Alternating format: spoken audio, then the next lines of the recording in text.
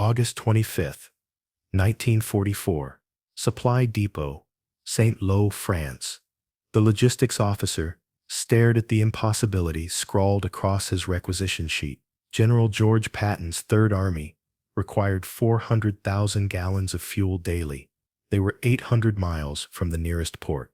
The quartermaster calculated the numbers again, hoping for different results. What none of them knew was that the improvised supply line they were about to create would become the most audacious logistics operation in military history, moving 12,500 tons of supplies daily and forcing German commanders to fundamentally reconsider their assumptions about American industrial capability. The Germans had studied American warfare carefully. Since North Africa, Wehrmacht intelligence officers had documented American tactical patterns, noting every weakness and predictable behavior. General Feldmarschall Gerd von Rundstedt, commander of German forces in the West, had reviewed countless after-action reports from the Eastern and Western fronts. His assessment was dismissive. The Americans are magnificent in their material resources, but they lack the tactical sophistication and logistical discipline of European armies. Their supply lines are rigid, predictable, vulnerable. German military doctrine emphasized flexibility and local initiative. Their panzer divisions carried minimal supplies, living off captured depots and requisitioned local resources. This philosophy had worked brilliantly in Poland, France, and the early years in Russia. Supply lines were obstacles to be overcome through speed and audacity, not carefully managed logistics networks. General Oberst Alfred Jodl, chief of operations for the Wehrmacht, shared von Rundstedt's confidence. American armies advance only as fast as their supply depots can be established. They are slaves to their logistics. Cut their fuel supply, and their mechanized divisions become stationary targets. This assessment seemed validated by Allied performance in Normandy. For 2 months after D-Day, American forces advanced slowly, methodically, always ensuring supply lines remained secure. German observers noted this pattern with satisfaction. Predictable, cautious, exactly what their doctrine suggested. But the breakout from Normandy in late July 1944 shattered these assumptions. Operation Cobra punched through German lines, and suddenly American armor was racing across France at speeds that seemed to defy logistics reality. General George Patton's Third Army became operational on August 1st, and within weeks had advanced further and faster than any army in modern warfare. Patton's philosophy contradicted every principle of cautious logistics management. Grab them by the nose and kick them in the ass, he told his commanders. We shall attack and attack and attack, and when we are tired of attacking, we shall attack some more. His operational tempo was relentless. Third Army would cover 595 miles in 26 days during August 1944, liberating territory at rates that seemed impossible. But this aggressive advance created a crisis that threatened to strangle the offensive before it reached Germany. The liberation of France had not included the liberation of ports. Cherbourg had been captured, but was so thoroughly demolished by retreating Germans that it could handle only a fraction of required supplies. The massive port facilities at Antwerp would not be operational until November. Every ton of supplies for Allied armies in France still came across the beaches of Normandy, or through the limited facilities at Cherbourg. From these bottleneck ports, supplies had to travel hundreds of miles to reach armies racing eastward. The original supply plan, developed during months of careful planning before D-Day, assumed a methodical advance with supply depots established every 50 miles. Armies would pause to allow logistics to catch up, then advance again in measured phases. Patton ignored these plans. His tanks raced ahead, and suddenly the entire supply system faced collapse. The numbers were staggering. Third Army alone consumed 400,000 gallons of fuel daily. Each infantry division required 650 tons of supplies per day. Each armored division needed 800 tons. Multiply this by dozen of divisions, spread across 500 miles of front, and the logistics equation became overwhelming. Lieutenant General John Lee commanded the services of supply, the massive organization responsible for feeding, arming, and fueling Allied armies. Lee was a meticulous planner who believed in proper procedures and established protocols. The chaos of August 1944 violated everything he had been trained to expect. "We planned for an army advancing 50 miles per month," Lee explained to his staff officers. "General Patton has advanced 300 miles in 3 weeks. Our supply network was designed for methodical warfare. We are now conducting mobile warfare at a pace that exceeds our capacity to support." The railway system that was supposed to carry supplies inland had been thoroughly demolished by pre-invasion bombing and German sabotage. Of 12,000 miles of French railway, less than 2,000 miles were operational. Repairing tracks required time and specialized equipment, neither of which was available in sufficient quantities. The only option was trucks. The Red Ball Express, named after railway terminology for priority freight trains, began operations on August 25, 1944. The concept was simple but unprecedented in scale. Create a dedicated highway network exclusively for supply trucks. No other traffic permitted. Convoys would run continuously, day and night, carrying supplies from Normandy beaches to forward depots near the front lines. The statistics of the operation defied comprehension. At peak operation, the Red Ball Express employed 6,000 trucks. These vehicles traveled on a circular route covering over 700 miles round trip. Each truck made the journey every 3 to 4 days, carrying between 5 and 7 tons of supplies per trip. The operation moved 12,500 tons of supplies daily, the equivalent of loading and unloading 125,000 individual, 50-pound packages every 24 hours. Major Gordon Thomas had spent 6 years in the trucking industry before the war, managing a regional freight company in Ohio. Now he commanded a truck battalion within the Red Ball Express, trying to apply civilian logistics principles to military chaos. In civilian trucking, you maintain schedules, perform regular maintenance, replace worn equipment systematically. Thomas explained to newly arrived officers, "We have none of those luxuries. Trucks run until they break. We cannibalize broken vehicles for parts. Drivers sleep in their cabs between runs. This isn't transportation management. This is controlled chaos, sustained by willpower." The trucks themselves represented American industrial capacity, pushed to operational limits. The GMC CCKW, affectionately called the Jimmy or Deuce and a Half, became the backbone of the operation. 6-cylinder engine, producing 91 horsepower. Payload capacity, 2.5 tons, though drivers routinely carried 5 to 7 tons. All-wheel drive, allowing operation on damaged roads. These trucks were designed for reliability rather than sophistication. Simple mechanics that could be repaired with basic tools by drivers with minimal training. The engines could run on low-grade fuel. The transmission was forgiving of rough handling. Everything about the design prioritized keeping the trucks moving under adverse conditions. Sergeant William McBurney had driven trucks for 8 years before enlisting, hauling freight across the American Midwest. Now he piloted a loaded Jimmy through the French countryside at speeds that would have seemed suicidal on civilian highways. These roads weren't designed for this kind of traffic, McBurney explained during a rare maintenance stop. "We're running convoys of 50 to 100 trucks, bumper to bumper, at 30 to 40 miles per hour on roads built for ox carts. The French highways are narrow, winding, with soft shoulders. You go off the road with a full load, and you're stuck until recovery vehicles arrive." McBurney had developed techniques through brutal experience. You learn to read the road ahead, anticipate problems before they become disasters, watch for soft shoulders after rain, avoid sharp turns at speed, keep momentum on hills, because these engines can't restart a full load on steep grades, and always watch the truck ahead. Convoys move as a unit. One breakdown stops 50 trucks. The driving conditions were punishing. Drivers operated in 12 to 20-hour shifts, sleeping only when forced to stop for maintenance or when convoys were delayed. No headlights were permitted at night due to German air attacks, so drivers navigated by the faint glow of cat's eye markers on the vehicle ahead.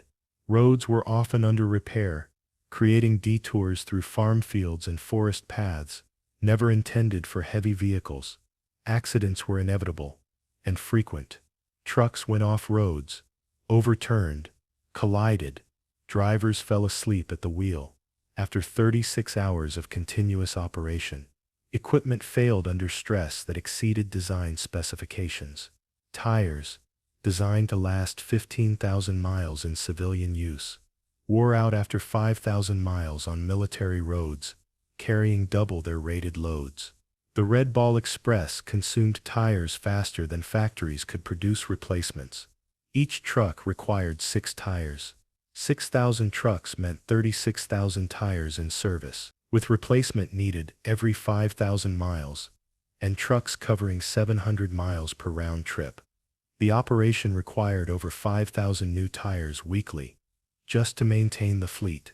Major Thomas implemented a tire allocation system that would have seemed absurd in civilian operations. Priority vehicles get new tires. Secondary vehicles get used tires from priority vehicles. Tertiary vehicles get whatever is left. When a truck can no longer maintain speed, we pull it from service and cannibalize it for parts. This brutal calculus extended to every component: engines, transmissions, axles.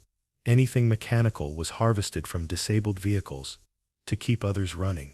Maintenance standards that would ensure vehicle longevity were sacrificed for immediate operational capability. The average truck in Red Ball service lasted 4 months before being scrapped. In civilian operations, the same vehicle would remain serviceable for 5 years. But this wasn't about long-term efficiency. This was about moving supplies faster than the enemy could react. The human element of the operation was equally extraordinary. Approximately 75% of Red Ball Express drivers were African American soldiers, serving in segregated transportation battalions. These men had joined the military, seeking opportunity to serve their country, only to be assigned to support roles because military policy restricted combat positions, largely to white soldiers. The irony was profound. These soldiers, denied combat roles due to racial prejudice, were now operating in conditions as dangerous as frontline combat. German aircraft strafed supply convoys. Artillery targeted road networks. Vehicles broke down in contested territory. Yet these men kept driving, sustained by pride in their mission and determination to prove their capabilities. Corporal James Davis had grown up in Georgia, where driving trucks was one of the few skilled occupations open to black workers. He had enlisted, hoping to prove himself in military service, only to be assigned to a transportation battalion. They told us we'd be driving trucks in the rear areas. Safe and boring, Davis recalled. Nobody mentioned we'd be driving through territory the Germans controlled 3 days earlier, or that Luftwaffe fighters would strafe our convoys, or that we'd be operating with minimal sleep for weeks at a time. Davis took pride in his role, despite the dangers and indignities. We knew Patton's tanks couldn't move without fuel. We knew infantry couldn't fight without ammunition. Every gallon of gas we delivered, every crate of shells, that was us making victory possible.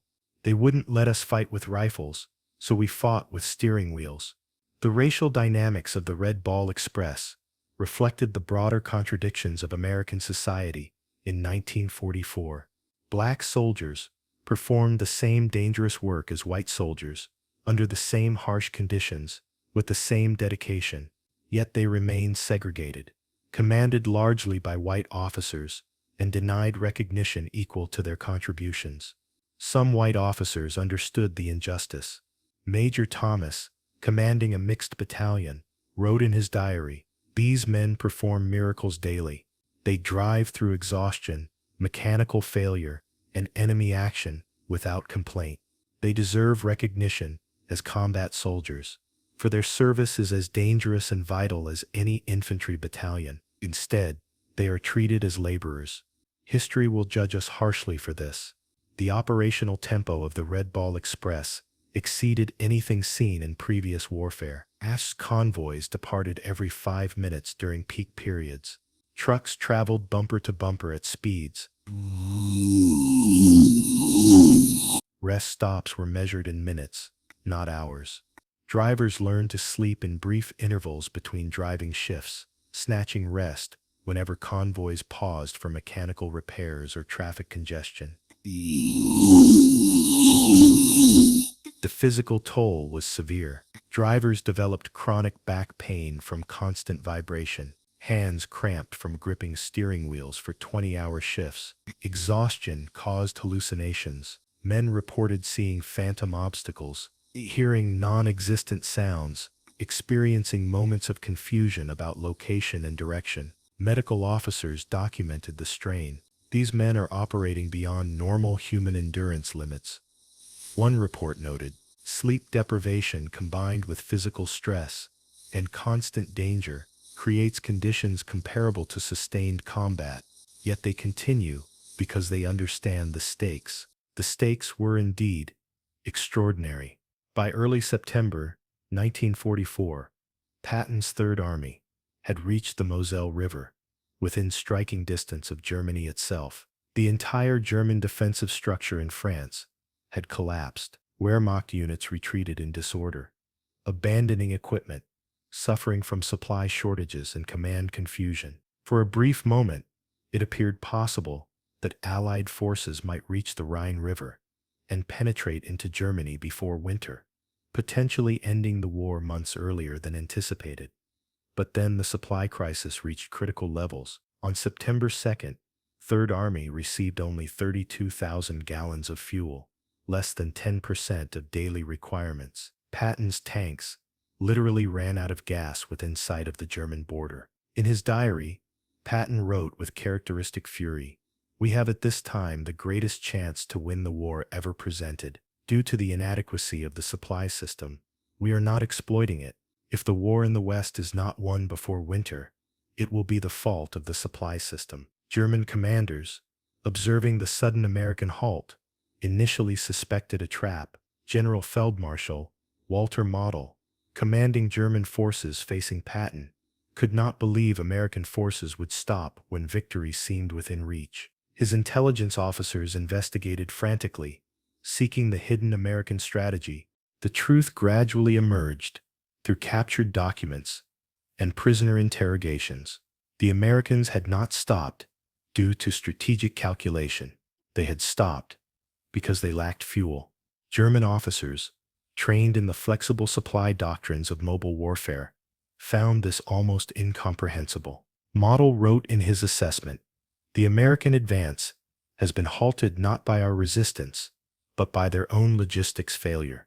Their supply lines have outrun their capacity to maintain them.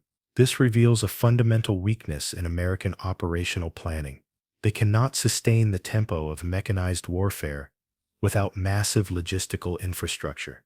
This analysis was both correct and incomplete.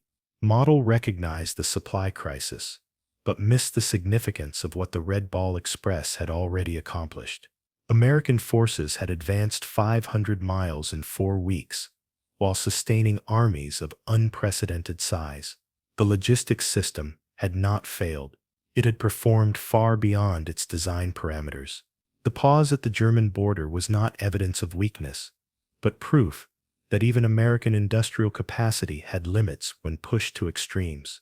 The Red Ball Express continued operations through September and into November 1944, moving over 412,000 tons of supplies in 83 days of operation. The operation officially ended on November 16th, when the port of Antwerp became operational, providing a supply point much closer to the front lines. The final statistics documented an achievement without precedent in military logistics. 6,000 trucks had traveled over 17 million miles, equivalent to circling the Earth 700 times. They had consumed over 300 million gallons of fuel to deliver supplies that enabled Allied armies to liberate most of France and advance to Germany's borders. The human cost was substantial, but difficult to quantify precisely. Truck accidents killed dozens of drivers, German attacks destroyed hundreds of vehicles. Thousands of men suffered injuries from exhaustion, accidents, and enemy action. Yet exact casualty figures were never comprehensively compiled, reflecting the secondary status assigned to logistics personnel in military record keeping. Post-war analysis revealed what German commanders had failed to understand during the crisis of autumn 1944. The Red Ball Express was not an improvised response to failure. It was an example of American industrial culture applied to military logistics. When existing systems proved inadequate, Americans built new systems using available resources and improvised solutions. When equipment failed, they cannibalized parts and kept operating. When doctrine said a task was impossible, they attempted it anyway and adjusted procedures until it worked. General Loberst, Alfred Jodl, captured at war's end, reviewed documents describing Allied logistics operations during his interrogation. His reaction was telling. We knew the Americans had vast material resources.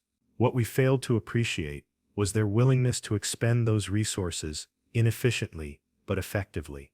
The Red Ball Express consumed trucks, tires, and fuel at rates that would be considered wasteful by German standards, but it achieved results. They traded efficiency for speed and accepted losses we would consider unacceptable to maintain momentum. This statement captured a fundamental difference in military culture. German doctrine emphasized efficiency, carefully husbanding limited resources, achieving maximum results with minimum expenditure. American doctrine, supported by overwhelming industrial capacity, emphasized results over efficiency. If a truck could be driven into the ground in 4 months to keep supplies moving, that was acceptable because factories could build replacement trucks faster than the army could destroy them. The Red Ball Express demonstrated that industrial capacity could substitute for tactical sophistication when applied with determination and creativity. The operation was inefficient by conventional metrics. Trucks wore out prematurely. Fuel consumption was excessive. Maintenance standards were sacrificed, yet it achieved strategic results that more efficient systems could not match. Modern military logistics evolved directly from lessons learned during operations like the Red Ball Express. Contemporary military doctrine emphasizes flexibility, redundancy, and the ability to rapidly scale operations beyond planned parameters. The concept of just-in-time logistics, borrowed from commercial industry, has been modified by military planners who recognize that combat operations require surge capacity and improvised solutions.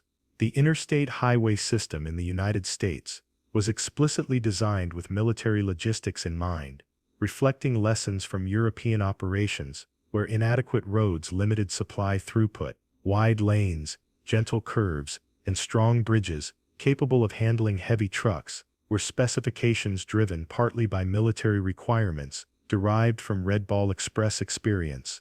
The racial dimensions of the Red Ball Express story also evolved into historical consciousness. For decades, the contributions of African American soldiers were minimized or ignored in official histories. As social attitudes changed and historical research became more comprehensive, the full story emerged. The men who drove those trucks, denied combat roles due to racial prejudice, had performed combat-level service under conditions as dangerous as frontline warfare. Their contribution was essential to Allied victory in Europe, yet they returned home to a nation still practicing legal segregation and social discrimination. The recognition came slowly but eventually arrived. Memorials were established. Historical accounts were corrected. The soldiers of the Red Ball Express gradually received acknowledgement for their service and sacrifice. In the forests of France, rusted metal still emerges occasionally from the undergrowth. Pieces of trucks that broke down and were abandoned when recovery was impractical. These fragments serve as modest monuments to an operation that moved armies at speeds previously considered impossible. German generals had laughed at American logistics, dismissing it as rigid and predictable. They had studied American doctrine and concluded that supply limitations would constrain American operations to methodical, cautious advances. They failed to anticipate that Americans would respond to logistics constraints, not by accepting limitations, but by creating entirely new systems operating outside established parameters. The Red Ball Express proved that in modern warfare, logistics was not merely support for combat operations. Logistics was combat. The drivers who navigated those roads under enemy fire, who pushed exhaustion beyond reasonable limits, who kept trucks running through mechanical failures that should have been catastrophic, were combat soldiers in every meaningful sense. General Dwight Eisenhower, Supreme Commander of Allied forces in Europe, later reflected on the operation's significance. Without the Red Ball Express, our advance would have halted at the Seine River. Patton would never have reached Germany. The war would have continued into 1946. Those truck drivers, most of them men denied recognition simply because of their race, accomplished something extraordinary. They kept armies moving when conventional logistics said it was impossible. In Iron Bottom Sound, where PT boats had fought to disrupt Japanese supply lines, the lesson was the same. In the forests of France, where truck drivers raced to maintain American supply lines, the principle remained constant. Modern warfare was not decided solely by tactical brilliance or technological superiority.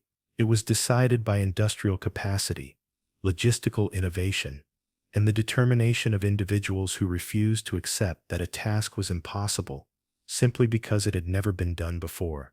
The Red Ball Express had demonstrated that courage came in many forms, not only in facing enemy fire, but in driving through exhaustion, in maintaining equipment beyond its design limits, in accepting danger to ensure others could fight. The young men who drove those trucks, averaging 22 years old, had proven that logistics personnel were not supporting the war effort, they were the war effort.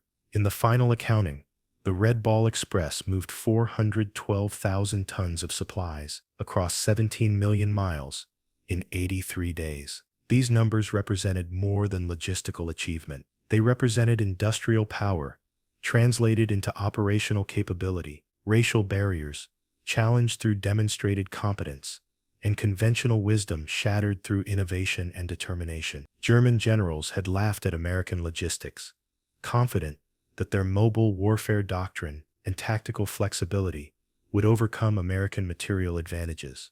They failed to understand that American advantages were not merely material, they were cultural, rooted in industrial problem-solving, willingness to improvise, and determination to achieve objectives, regardless of doctrinal constraints. The Red Ball Express stands as testament to a fundamental truth of modern warfare. Victory belongs not only to those who fight battles, but to those who ensure battles can be fought.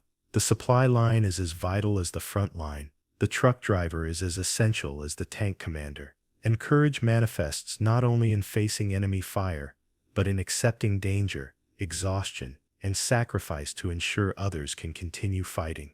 In the end, German generals stopped laughing. They learned, too late, that American logistics was not a weakness to be exploited, but a strength they could not match. The trucks kept rolling, the supplies kept moving, and the war kept advancing toward inevitable conclusion.